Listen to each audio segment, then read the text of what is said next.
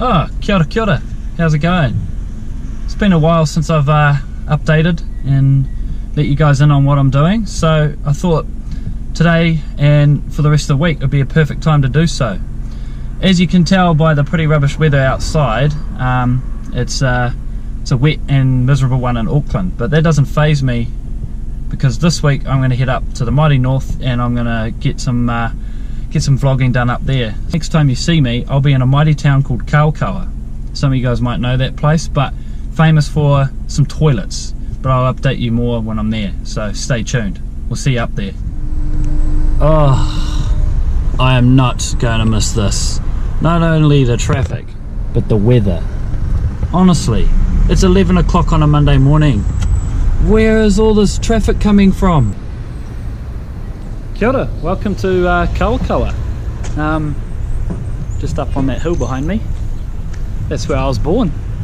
So this town's pretty famous for that. Among other things, we've got the museum here. But the main attraction is the toilets here.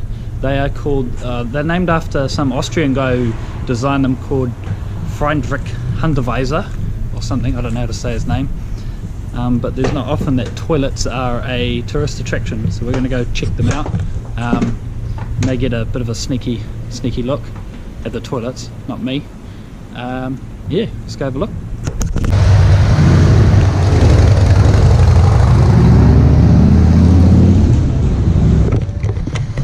Better make sure I'm going in the gents one. Pretty sure that's a guy. Luckily no one is in here at the moment, so you can get a bit of a sneaky peek at the design. They're quite funky toilets. Ladies, sorry, you're gonna have to figure out what the women's ones look like yourselves. But these are the men's. Yeah, Kawakawa, famous, who would have thought? So the town's also famous because it's got a train line through the middle of it, so the train used to go straight through the middle of town down the main street. It still does today, but it's more of a tourist attraction than I suppose anything else. It only runs a couple of times a day, I think, just down the main street. You can see it here.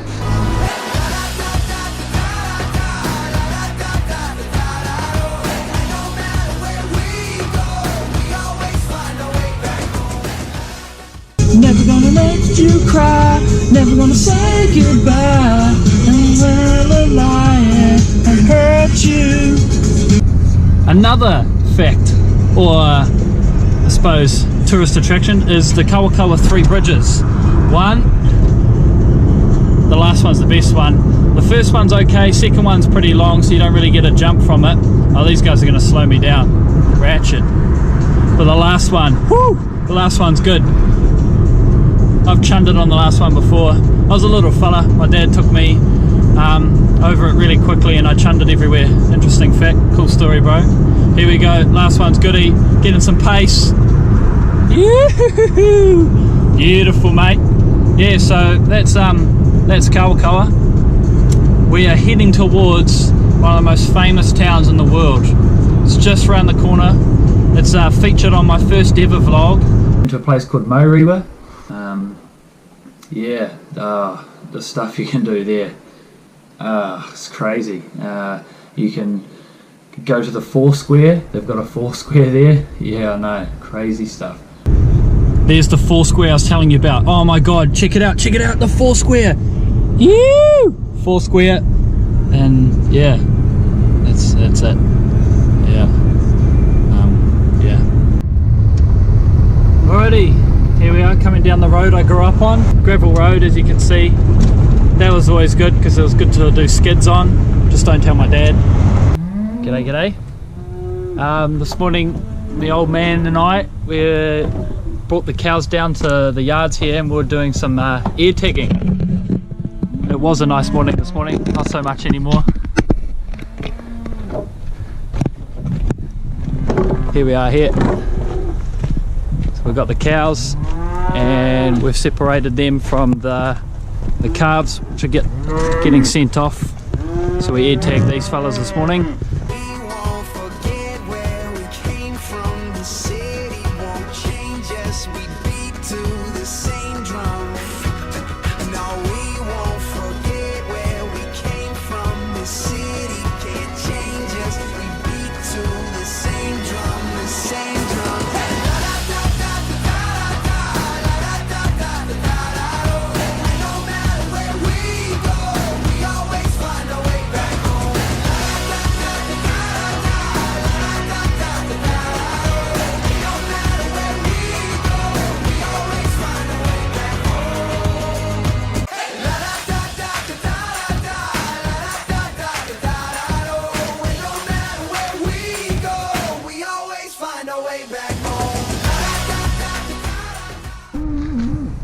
So I'm just walking the cows back down to the farm now, back into their paddock.